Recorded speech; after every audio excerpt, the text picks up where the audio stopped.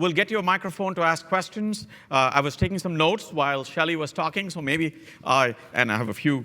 So when you were describing electronic logging devices, yes. I remember that there's a store down the road where I go buy some fresh vegetables. I went in and I said, I think this was about a year and a half ago. And I said, how come they're not there? How come you're out of stock? He said, oh, it's because of this electronic logging devices. So I said, I was teaching my logistics class that day. I said, oh, tell me a little more about electronic logging devices. And he said, I was a trucker, and we always faked the logs. And I said, what do you mean you faked the logs? Everybody knew it. You faked the logs so you could make the deliveries and you could control the cost, and now you can't do it anymore. And I said, what's the consequence? He said, not enough drivers, these things won't arrive, and the cost will go up. Yes. Now, how did everybody in the industry know and take advantage of this and just live with it? It really was the way. I mean, if you think about it, my husband's father was a truck driver, and so that's literally how he put food on the table and took care of his family, and it was a fine lifestyle for him. And it's a difference in everybody's putting a whole lot of focus on the safety, and as they should. We've seen it, and it leads back into you putting cases on, your cases that you put up there about Walmart and about Costco and about IKEA and everything, why did they, and Apple, why did they do the practices they did and for how long that they did it prior to? But you start to get caught in those types of situations and everybody's going to start to crack down to make sure that they don't happen again. So one of the things, by the way, and those of you who are keeping track of it, when Tracy Morgan got into an accident, it was a Walmart truck. And the question was, how long has the driver been driving? And there was an interesting question. I don't know where that all ended up, but that was an interesting thing where somebody who's a public personality was impacted by a driver who may have been trying to do what he or she had to do to keep the truck moving. Yeah, think about it. And we had a discussion last night. If you think about all the challenges that drivers face. So now you're regulating the amount of hours they can drive. There's an age limit as far as younger drivers can't get into the business because they won't get insured. And then you think about the fatigue and what people might think about drivers that are getting older that are driving. So you've got this very small window of what people deem acceptable for drivers in the truck industry. And it's not really a desirable job anyway. So that it's getting more and more desirable, but one of the things that I think is very interesting is there's a whole lot of focus being put on the driver. And here recently, one of the largest truckload companies announced that they were going to start paying education for truckers' families. And I thought, that's the way to do it. Because everybody's just raising the price that they pay the truckers, and so that all that's doing is creating, again, another erratic movement within our industry, because they're just jumping from one trucking company to the next trucking company trying to chase those rates. But if somebody actually comes up with something that helps with the health of their family, and I think that's going to keep drivers longer than just cranking up their pay. Alternately, one of the things we hear about is these autonomous vehicles, right, that are going to drive themselves and do the long distance movement. And so you'll have a truck going by you with no driver, controlled by a control room somewhere. Yeah, we'll see when that happens. The thing that we heard about it a lot prior to when things were going good, and prior to the hurricanes and all that, we heard about autonomous vehicles a lot. And it sounded like it was something close, but really I don't think it is, and mostly for everything that we've talked about here, liability and safety. So think about it in these cases of where somebody got hit on the road, who's liable? Well, it's whoever manufactured that autonomous vehicle. And so the automakers and auto industry, they're not going to want to get in for that liability anytime soon. And so it may be a remote highway in Montana where you don't see a whole lot of folks. We might test out some autonomous vehicles soon, but I don't think it's going to be anything we see in Chicago here in the near future. Okay. So any questions? All you need to do is raise your hand.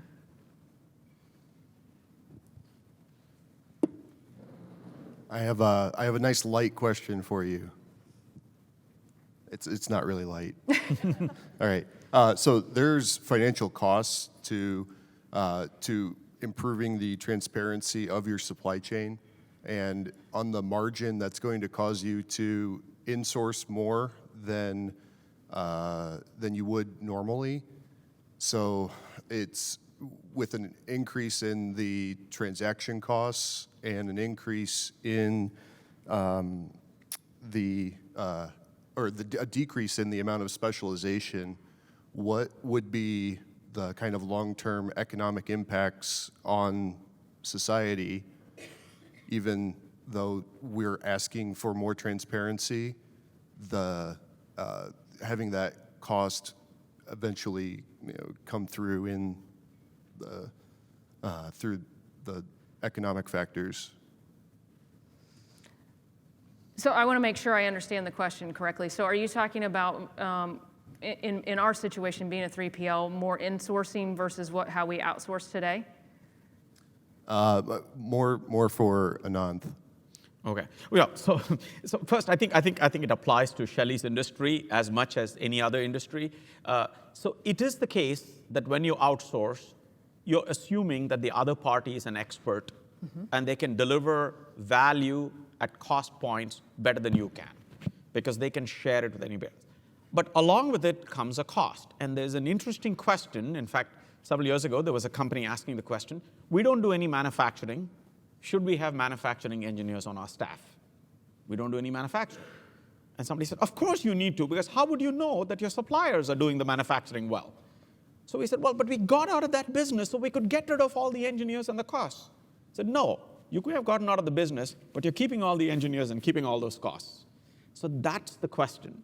And now, at some point, and I think, I'd love to hear sort of the transportation perspective on this, because transportation used to be the case where companies owned their trucks, they could control all the rules, and they could see that the driver is an employee. Lots of companies got out of it. Yes. I mean, they may have dedicated transportation, but somebody else is doing the driving. Now, what's particularly interesting is not only is it dedicated transportation, it's owner-operated, right? That makes it even more difficult because it's like a cab driver, right? How this cost is going to be absorbed is an interesting question, but somebody has to pay for it. In other words, there is, as the economists say, there is no free lunch. Our lunch is free, by the way, but still, there is no free lunch. And there is no free lunch really comes up with this question that you squeezed on paying the bill, so you accept the public liability.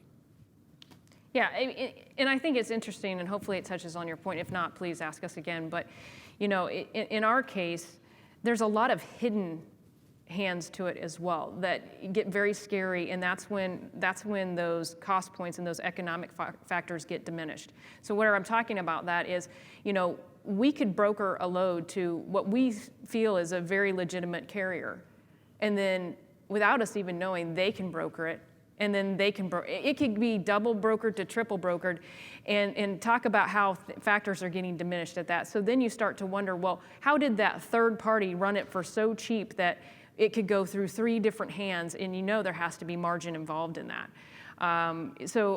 There's a lot of things being done to kind of diminish that, and it really has taken a turn, because not only do you have liability there, but again, it's the economic factors that are coming into play. You've got, we're a 3PL.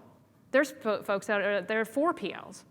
How far are we going to go with an arm's length transaction of things to do? But in the same sense, just like you mentioned here, there is a real and true function for a third party or outsourcing. You just have to figure out what that is. We've got a customer that came to us in a very similar situation, and they said, we're a manufacturer. And the guy that called us was an R&D guy. I've never had an R&D guy call me. I felt a little, not so smart. But he calls and he says, we're terrible at transportation, and we're terrible at warehousing. We're spending way too much on transportation. I know we are, but I don't know the right decisions to make. So in that case, they didn't want to go hire a transportation manager. They didn't want to go hire somebody to run their warehouse. They said, can you handle that for us? And so those are the types of situations that make sense economically to have a partner, but it has to be a trusted partner to where you're not going to get those multiple levels, and then you're going to get yourself in a liability situation. So hopefully that helped answer. So one of the analogies I want to think about is several years ago, I think Philip Crosby made the statement, quality is free. And I think there's a different version of this where you might say ethics is free. And by that I mean the following. There is a hidden cost to all of these things, and at some point you'll pay for it. Yeah. You're better off anticipating all that and just deciding that I don't want to get into this situation where I've just passed the buck. Yeah. Because And that, I think, to the extent possible, okay, hey, if I get the time, I'll write that book. But I think it's a way to realize that in all of these examples, senior managers said, we've got to bite the bullet. We've got to do all this because there is no free lunch. We can't just outsource everything and say, I have no idea what is happening. I literally will know how everything is being made and where. And not only will I know, I'll just tell the world about it. Because there is no competitive advantage in hiding this information. In fact, there's competitive advantage in not hiding. So that might be, at least in a lot of the examples, and not to the extent us business school professors, either we talk to you in industry or somebody writes a case about it. That's the only way we can find out about it.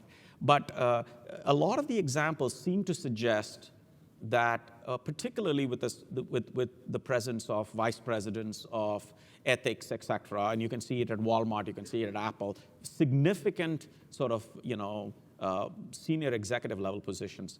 I think that'll become part of the norm. Yeah, and I like, real quick, your mention of transparency. So in our business, one of the things that we really grasp onto and try to do more of is, I mentioned we're a control tower.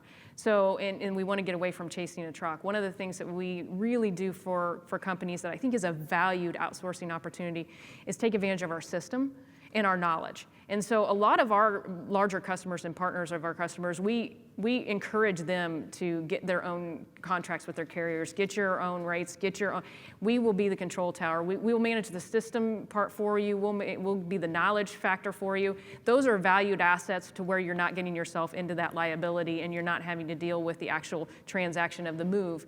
So that way they can be very close to that transaction and it's very transparent. You don't have that, what I mentioned, did I leave money on the table? How much can I do here? Or how much can I get them for here? You take that whole factor out of it, then you're really truly proving service for the customer because you're not worried about the money in the middle.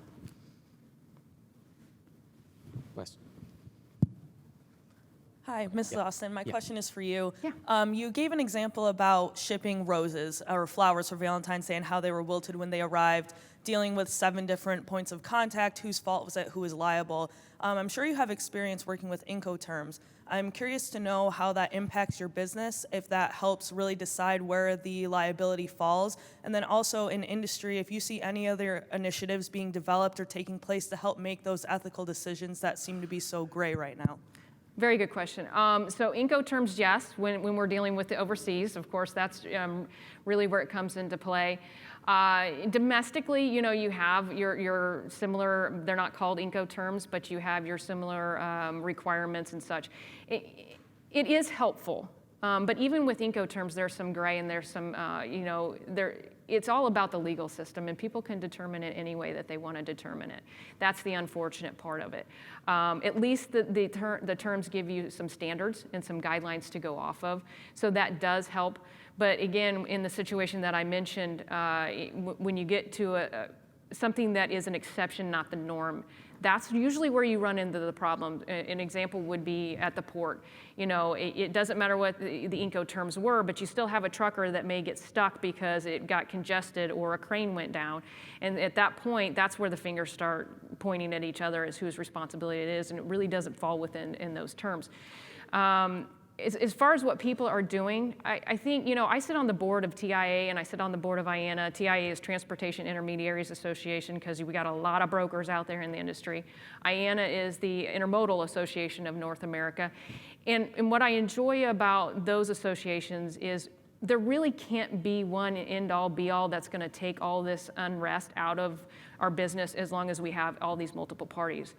And I don't want to beat a dead horse, but where I really think closes those gaps as much as you can is the knowledge factor. It's just educating people and going out there and educating as many of your customers, as many people in the industry about what those cost factors are. Because when people are more aware of them, it reduces them dramatically. It won't take them away, but the awareness helps reduce it a lot. Any other questions? Hi, Shali. My name is Kavish Munim. Thank you so much for a wonderful presentation. You said some really great things.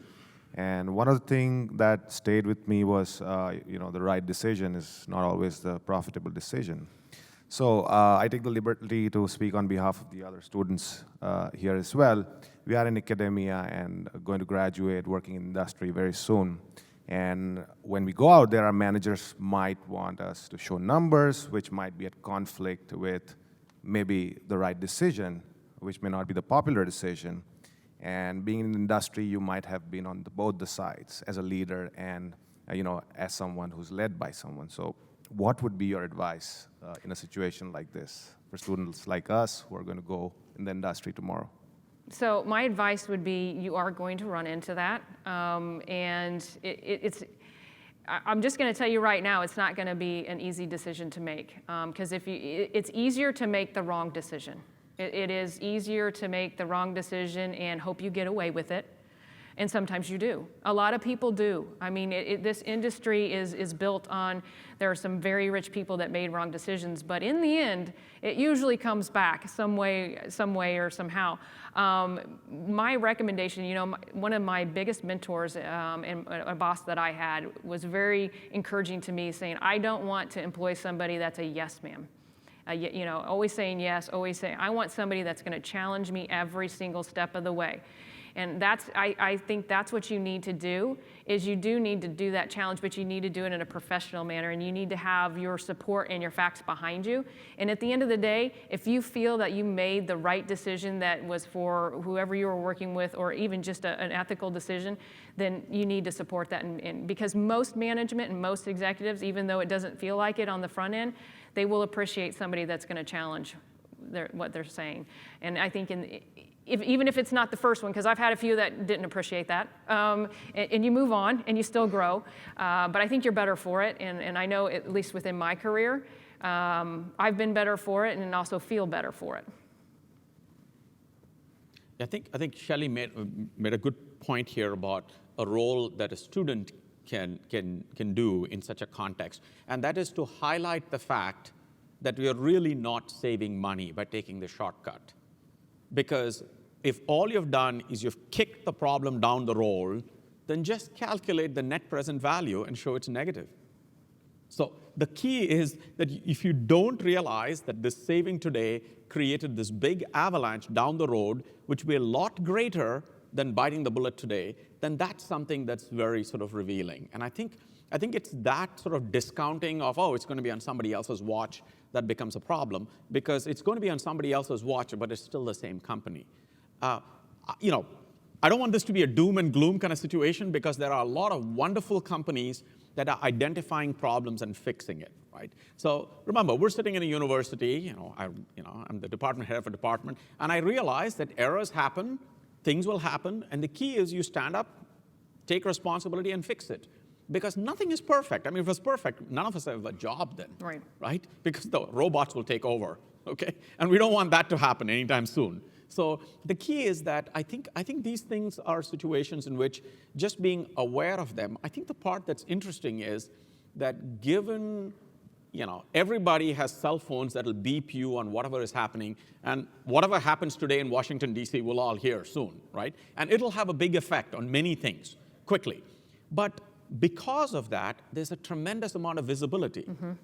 Any failure somewhere, somebody's taking a little camera and taking a photograph of what's happening in a plant or what somebody is doing, and it's all public. So it's because of that really you can't get away with stuff.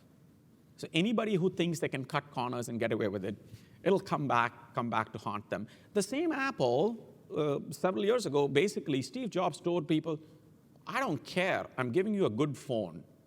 Today's Apple is a leader in this space. So companies do change, they respond to their customers. So I think there's a great story in here for anybody who's a student to basically say that there are a lot of technology. Now, one of the things I wanted to ask you about the technology. Yes. You mentioned technology. And I know we have speakers later who are going to talk about blockchain. And blockchain is certainly a technology that people have been talking about with respect to roses, as an example. So you can actually pinpoint where there was a point of failure. Is this something that the industry is thinking about, already adopting, experimenting? So I definitely will leave the blockchain to the blockchain expert, probably much smarter than I on that. The industry is definitely, where I see that though is the true end application. So in our business, we're all about what's today and what's happening today and what technology we can effectively get out there for what's happening today. I'm glad that people are looking at the future, but blockchain gets me concerned in regards to where RFID was back in the, first RFID was going to change everything, and it was the big talk of every, and not that it didn't do something good, but you don't have RFID chips in every container and every trailer and everything that we all thought would happen. So I think it's just the practical application of the software, the technology that's out today is amazing. I mean, there's certain things that are absolutely amazing. I think it's just how does that actually apply to the functional execution of today, and when will that come into play is really what I see. I think it's cool. I mean, we're a technology company. We'll let the experts work on it and figure it out, and then we'd like to become a part of it. But really where we focus right now is we have a very strong platform that focuses on track and trace visibility and the different things that we can give to our customers so they can better see what's happening in the supply chain for their business. Okay, thank you. Any other questions? Yes. My name is Lisa Foey from Advocate Aurora Health. I'm wondering if there's ever been any cases where the logistics company is held accountable for the ethics of the content that they're transporting. Are you ever held accountable for transporting something that was made with child labor? Do you have to certify your content? That's a very good question. So we're held accountable for an awful lot. When something happens, usually when the logistics company gets held accountable, it's for something that happens on an accident or a wreck, property damage, personal liability, those types of things.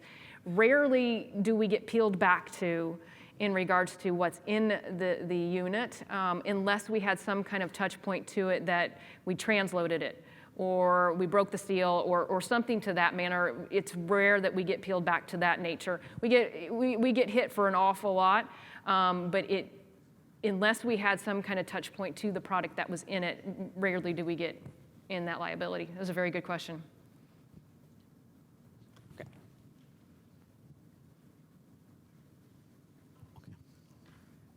Hi, I'm Vivek.